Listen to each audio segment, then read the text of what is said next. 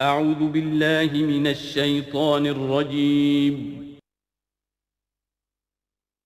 بسم اللہ الرحمن الرحیم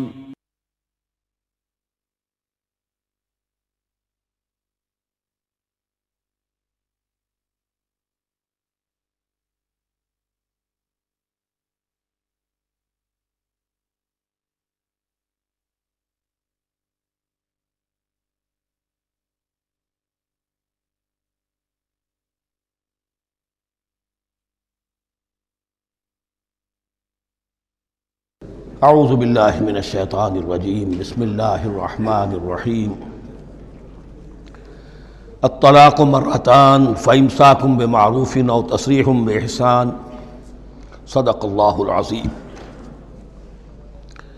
پچھلی نشست میں جو مضامین آئے تھے ان میں سے ایک کے بارے میں مجھے احساس ہوا کہ میں نے ایک بات شروع کی تھی لیکن نامکمل رہ گئی۔ آیت الاختلاف کے بارے میں نے عرض کیا تھا کہ وحدت ادیان کے فلسفے کا ایک جز صحیح ہے، ایک غلط ہے۔ صحیح جز کی وضاحت تو ہو گئی کہ یہ تمام جتنے بھی دنیا میں مذاہب ہیں اور دین ہیں یہ سب اسی دین حق سے نکلی ہوئی شاخیں ہیں۔ دین حق سے پگڈنڈیاں موڑی ہیں، صراط مستقیم سے پگڈنڈی موڑی ہے، کوئی بہت دور نکل گئی اور اس کا یوں سمجھیے کہ پہچانی ہوئی صورت بھی پہچانی نہیں جاتی، اتنی دور ہو گئی کہ اس کا اس دین حق کے ساتھ اب کوئی رشتہ نظر ہی نہیں آتا۔ کچھ اتنے دور نہیں ہوئے، قدرے قریب رہے، لیکن سب کی بنیاد ایک ہے۔ ظاہر بات ہے کہ حضرت آدم کی نسل سے بات شروع ہوئی ہے، حضرت آدم کی اولاد ایک ہی امت تھی۔ یہ تفرقے جو بھی ہوئے بعد میں ہوئے ہیں۔ تو وحدت ادیان اس اعتبار سے صحیح ہے کہ دنیا میں تمام ادیان، تمام نظام، تمام مذاہب جو ہیں وہ در حقیقت ایک ہی دین حق کی بگڑی ہوئی شکلیں ہیں، بدلی ہوئی شکلیں ہیں، لیکن اسی سے نکلی ہوئی شاخیں ہیں جنہوں نے شکلیں اپنی بدل لی ہیں۔ غلط حصہ یہ کہ اب جو یہ سب کچھ موجود ہے ان کو ایک کہنا یہ جہالت ہے۔ اب ان کو ظاہر بات ہے کہ ان کی شکلیں اتنی ہو چکی ہیں مختلف ایک دوسرے سے، اور اتنی ان میں تحریفات ہو چکی ہیں، اتنا تغیر و تبدل ہو چکا ہے کہ اب ان کو ایک کہنا موجودہ شکل میں یہ در حقیقت فتنہ ہے اور جہالت ہے۔ دوسری بات جو آخری مضمون آیا تھا 28ویں رکوع میں، دیکھیے اس کی ایک تمہید ہے، وہ سمجھ لیجئے۔ انسانی تمدن کا اہم ترین اور بنیادی ترین مسئلہ کیا ہے تمدن کا؟ ایک ہے انسانی زندگی کا مسئلہ۔ انسانی زندگی کا سب سے پہلا مسئلہ وہی ہے کہ جو حیوانی زندگی کا بھی ہے، اپنی مادی ضروریات، پیٹ کھانے کو مانگتا ہے، سب سے پہلے یہی ہے، اس میں کوئی شک نہیں۔ لیکن اس کے بعد جب دو انسان ملتے ہیں اور اس سے تمدن شروع ہوتا ہے، اس کا سب سے بڑا مسئلہ ہے انسان کی شہوت۔ اللہ نے دو جنسیں بنا دی ہیں، مرد ہیں، عورت ہیں، اور ان دونوں کے درمیان تعلق سے نسل آگے چلتی ہے۔ اب اس معاملے کو کیسے ہارنس کیا جائے، کیسے منظم کیا جائے، یہ جذبہ بہت پوٹنٹ ہے۔ جو فرائڈ نے کہا ہے، بس وہ یوں سمجھیے کہ ذرا زیادہ مرچ مسالہ لگا دیا، ورنہ اس میں کوئی شک نہیں کہ یہ بہت ہی پوٹنٹ جذبہ ہے انسان کا۔ انسٹنکٹ جو ہے، سیکس کا انسٹنکٹ، وہ بہت مضبوط ہے، بہت قوی ہے۔ لیکن جو شے جتنی قوی ہو اتنا ہی اسے پھر، جو گھوڑا جتنا منہ زور ہو اتنا ہی اس کو لگام دینا جو ہے وہ آسان نہیں ہوتا، اس کے لیے پھر مشقت کرنی پڑتی ہے۔ تو اب اگر تو اس سیکس کو اوپن کر دیا جاتا، کھلا سیکس، فری سیکس، آج کل یہ لفظ استعمال ہوتا ہے فری سیکس، کیوس ہوتا، تمدن میں فساد ہو جاتا۔ اس کے لیے شادی کا معاملہ کہ ایک عورت کا ایک مرد کے ساتھ رشتہ رہے، سب کو معلوم ہو کہ یہ اس کی بیوی ہے، یہ اس کا شوہر ہے، تاکہ اس طریقے سے نسب کا معاملہ بھی چلے اور ایک خاندانی ادارہ وجود میں آئے۔ ورنہ تو خاندانی ادارہ بس کیسے وجود میں آئے گا؟ فری سیکس میں تو خاندانی ادارہ وجود میں آ ہی نہیں سکتا۔ تو شادی کا، نکاح کا یہ رشتہ جو ہے یہ اللہ تعالیٰ نے اختیار کیا اور یہ انسانوں کو سکھایا۔ اب اس میں مرد اور عورت کیا بالکل برابر ہیں؟ اس سے بڑی حماقت کوئی نہیں، اس لیے کہ کسی بھی ادارے کے دو برابر کے سربراہ نہیں ہو سکتے۔ اتنی موٹی بات ہے کہ اگر آپ کسی ایک محکمے کے دو ڈائریکٹر بنا دیں، بات غلط ہو جائے گی، خراب ہو جائے گی۔ ایک ڈائریکٹر، مینیجنگ ڈائریکٹر، دوسرے 10 ڈائریکٹر بنا دیجیے آپ، لیکن اوپر ایک ہوگا، جنرل مینیجر ایک ہوگا، ڈپٹی مینیجر 10 رکھ دیجیے۔ ہر ادارے میں اگر نظم قائم کرنا ہے تو ایک اوپر ٹاپ پر ہونا چاہیے۔ لہذا جب ایک مرد اور ایک عورت، مرد اور عورت انسان ہونے کے ناطے بالکل برابر ہیں، ایک ہی باپ کے نطفے سے بیٹا بھی ہے بیٹی بھی ہے، ایک ہی ماں کے رحم میں بھائی نے بھی پرورش پائی ہے اور بہن نے بھی، اس اعتبار سے وہ برابر ہیں شرف انسانیت میں، نوع انسانی کی حیثیت سے، human dignity and honour they share both equally, absolutely equally. لیکن جب ایک مرد اور ایک عورت مل کر خاندان کے بنیاد رکھتے ہیں تو اب یہ برابر نہیں رہے۔ جیسے انسان سب برابر ہیں لیکن چپڑاسی اور افسر برابر نہیں ہے، اس کے کچھ اور اختیارات ہیں، اس کے کچھ اور اختیارات ہیں، اس کے کچھ اور فرائض ہیں، اس کے کچھ اور فرائض ہیں۔ اس طریقے سے اس رشتے کے معاملے میں، اور یہ بھی نوٹ کر لیجئے کہ یہی وجہ اس قدر تفصیل کے ساتھ سب سے پہلے احکام قرآن میں دیے جا رہے ہیں اسی آئلی قوانین کے متعلق، لیکن تمدن کی جڑ بنیاد یہ ہے، یہاں سے خاندان بنتا ہے، اور خاندانوں کے اجتماع کا نام معاشرہ ہے۔ خاندان کا نظام، اب ہمارا پاکستانی جو معاشرہ ہے، اگر ہماری 14 کروڑ تعداد ہے اس وقت، 7 افراد ایک خاندان کے اگر آپ شمار کر لیں تو آپ سمجھیے اتنے خاندان ہماری دنیا میں اس وقت موجود ہیں، 2 کروڑ خاندان ہیں، ان خاندانوں پر مشتمل ہے۔ خاندان کا ادارہ مستحکم ہوگا، معاشرہ مستحکم ہو جائے گا۔ خاندان کے ادارے میں صلاح ہوگی، فلاح ہوگی، معاشرے میں صلاح و فلاح آئے گی۔ وہاں فتور ہوگا، فساد ہوگا، بے چینی ہوگی، ظلم ہوگا، ناانصافی ہوگی، وہاں کنفلکٹس ہوں گے، میاں اور بیوی میں جو ہے جھگڑے ہو رہے ہوں گے تو اولاد کی تو جو ہے پھر وہاں تربیت صحیح نہیں ہو سکتی، ان کی تربیت میں منفی چیزیں شامل ہو جائیں گی۔ تو یہ ساری چیزیں جس کی وجہ سے بڑی تفصیل سے قرآن مجید میں احکام دیے گئے ہیں، آئلی قوانین، ان میں جہاں تک یہ معاملات ہے، طلاق کا معاملہ ہے، اس میں برابر نہیں ہے۔ شادی کرنے میں عورت کو بھی حق ہے، وہ شادی سے انکار کر دے، جبر نہیں کیا جا سکتا۔ ایک مرتبہ وہ نکاح میں آ گئی ہے تو اب شوہر کا پلڑا بھاری ہے، شوہر اسے طلاق دے سکتا ہے، اگر ظلم کے ساتھ دے گا اللہ کے ہاں جواب دہی کرے گا اور پکڑ ہو جائے گی، لیکن اختیار ہے۔ وہ خود طلاق نہیں دے سکتی، البتہ طلاق حاصل کر سکتی ہے، خلا جسے ہم کہتے ہیں، وہ عدالت کے ذریعے سے، بڑوں کے ذریعے سے، رشتہ داروں کے ذریعے سے خلا کرے، لیکن طلاق دینے کا حق اس کو برابر نہیں ہے مرد کی طرح۔ اسی طرح اگر ایک طلاق دی تھی مرد نے اور اب یہ عدت پوری نہیں ہوئی ہے، وَبَعُولَتُهُنَّ أَحَقُّ بِرَدِّهِنَّ، اب وہ کہے تو نے طلاق دے دیا، میں تیرے گھر میں بسنے کو تیار نہیں ہوں، نہیں، اختیار مرد کا ہے، عدت کے اندر 3 مہینے کے اندر وہ اس کو واپس لے سکتا ہے، اس کو طلاق رجعی کہتے ہیں۔ یہ تمام چیزیں ایسی ہیں کہ بہرحال خواتین کو اچھی نہیں لگتی، اور آج کی دنیا میں تو جو یہ مرد و عورت کی مساوات کا سلسلہ ہے، یہ شیطان کا سب سے بڑا فلسفہ اور معاشرے میں فساد اور گندگی پیدا کرنے کا اس کا سب سے بڑا ہتھیار ہے۔ اور اب جو کچھ رہی صحیح اقدار ہماری ایشیا کے ممالک جو ہیں، زیادہ تر مسلمان ممالک ہیں، ان میں خاندانی نظام کی جو بچی کھچی شکل رہ گئی ہے اس کو برباد کرنے کے لیے یہ قاہرہ کانفرنس اور بیجنگ کانفرنس، اس ایشیا کا گھیراؤ دونوں طرف سے، مشرق سے اور مغرب سے، کہ عورت کو آزاد کرو، عورت کو اٹھاؤ، ایمینسیپیشن کے نام پر، آزادی کے نام پر، اور مرد و عورت کی مساوات کے نام پر، تاکہ خاندانی نظام ٹوٹ کر رہ جائے، جیسے کہ ان کے ہاں ٹوٹ چکا ہے خاندانی نظام نے۔ یہ کلنٹن صاحب نے کہا تھا اپنے سال 9 کے میسج میں کہ عنقریب ہماری قوم، امریکن نیشن، بہت جلد اس کی اکثریت حرام زادوں پر مشتمل ہوگی، born out of wedlock, وہ کسی شادی کے نکاح کے نتیجے میں کوئی وجود میں نہیں آئے ہیں، زنا کے نتیجے میں وجود آئی بھی قوم ہوگی۔ 1 پیرنٹ فیملی رہ گئی ہے، ماں ہی باپ ہے اور وہی ماں ہے، اور وہ دونوں وہ جانتے ہی نہیں۔ اب وہاں بڑی ایک مہم اٹھ رہی ہے کہ ہر انسان کا حق ہے کہ اسے معلوم ہو کہ میرا باپ کون ہے۔ وہاں تو بہت سے لوگ پتہ ہی باپ کون ہے میرا، کیا پتہ۔ یہ تباہی ہے جو اس معاشرے پر آ چکی ہے، اور ہمارے ہاں بھی لوگ اسی معاشرے کی نقالی پر چل رہے ہیں۔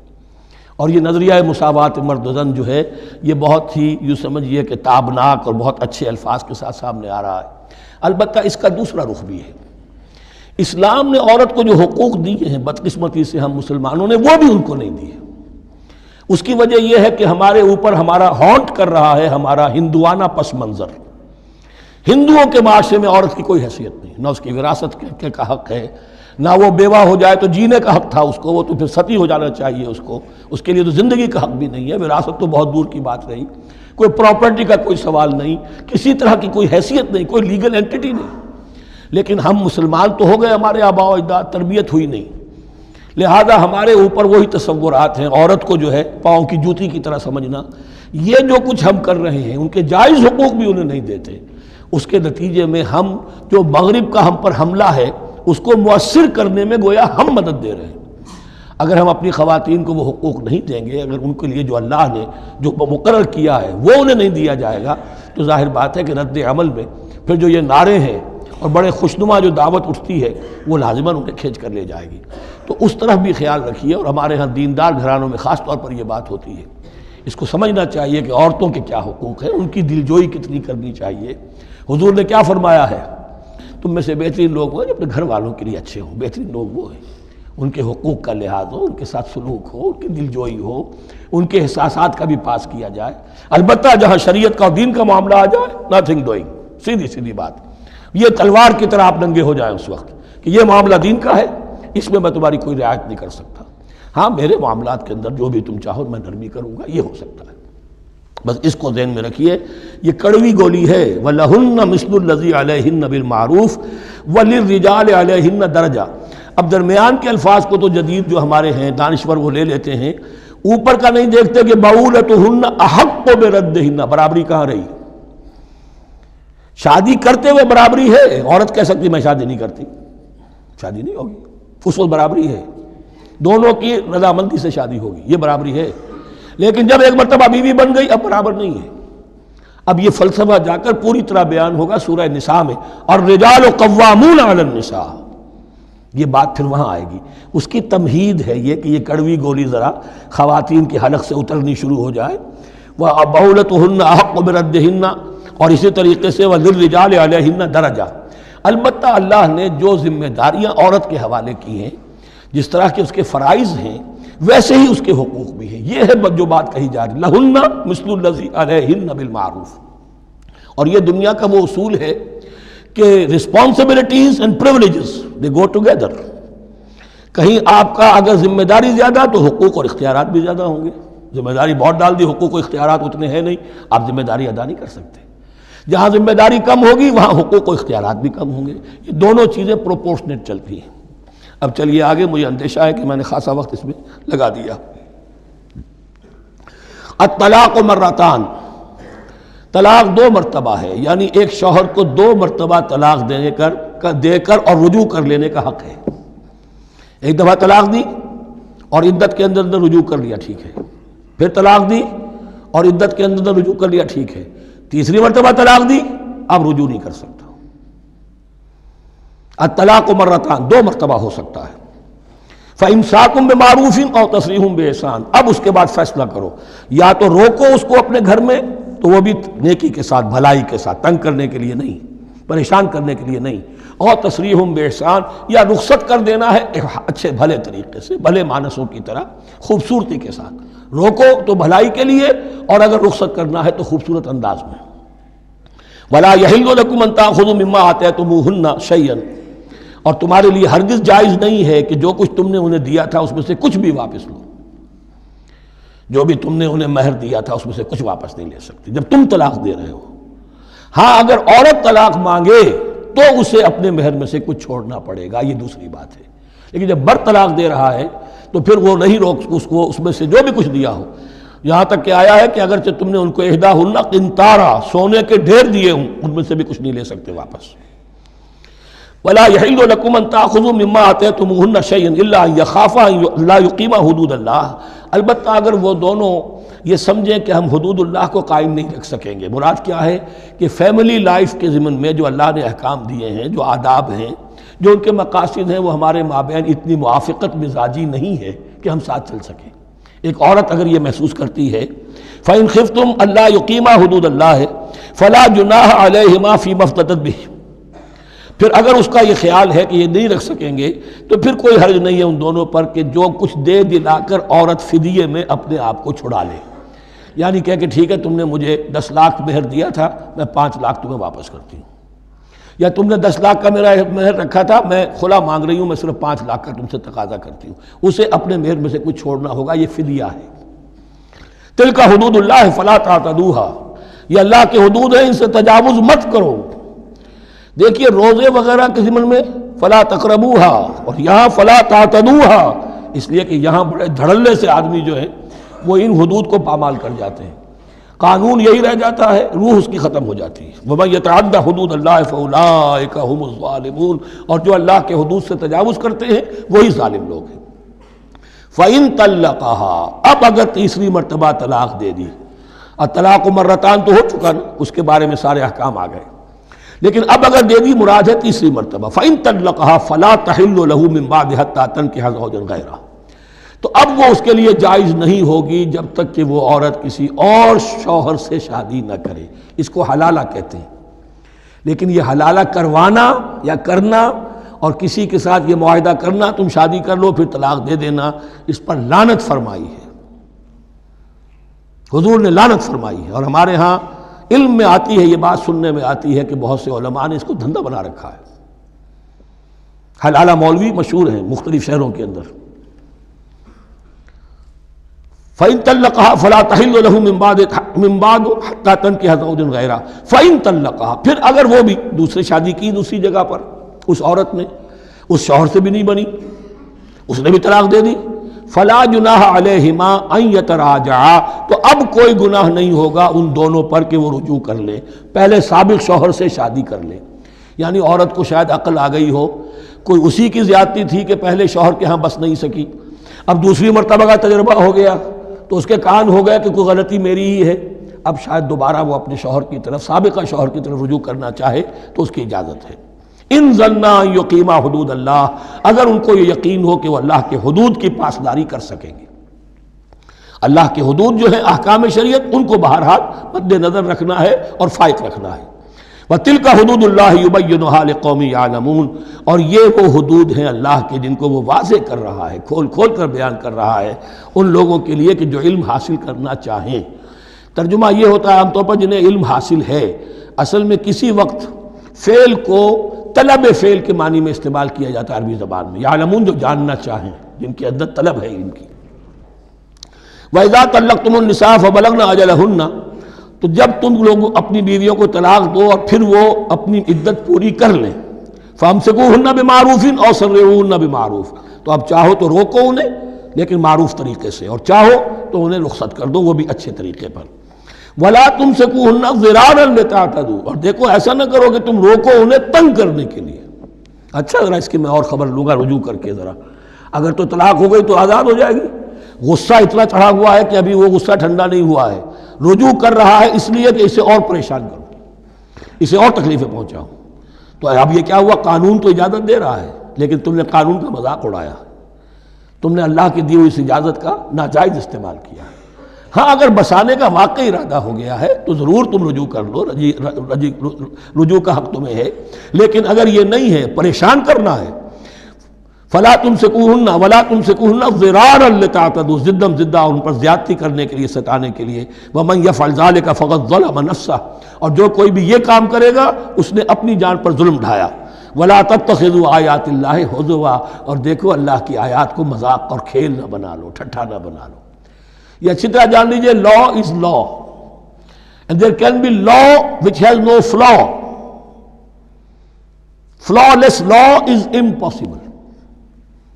اس لیے تقوی، اللہ کا خوف ہر جگہ پر بار بار، ورنہ تم اللہ کی شریعت کا تماشا بنا دو گے، ٹھٹھا بنا دو گے۔ وَلَا تَتَّخِذُوا آیَاتِ اللَّهِ هُزُوًا وَاذْكُرُوا نِعْمَتَ اللَّهِ عَلَيْكُمْ، اور یاد کرو، ذکر کرو، شعور کرو اللہ کے انعامات کا جو تم پر ہوئے ہیں۔ وَمَا أَنزَلَ عَلَيْكُمْ مِنَ الْكِتَابِ وَالْحِكْمَةِ، اور جو اس نے نازل فرما دی ہے تم پر اپنی کتاب، اپنی شریعت اور حکمت، یعظکم بہ، اس کے ذریعے سے تمہیں نصیحت کر رہا ہے، سیدھا راستہ بتا رہا ہے۔ واتقوا اللہ، اللہ کا تقوی اختیار کرو۔ وَاعْلَمُوا أَنَّ اللَّهَ بِكُلِّ شَيْءٍ عَلِيمٌ، اور جان لو کہ اللہ تعالیٰ کو ہر چیز کا حقیقی علم حاصل ہے۔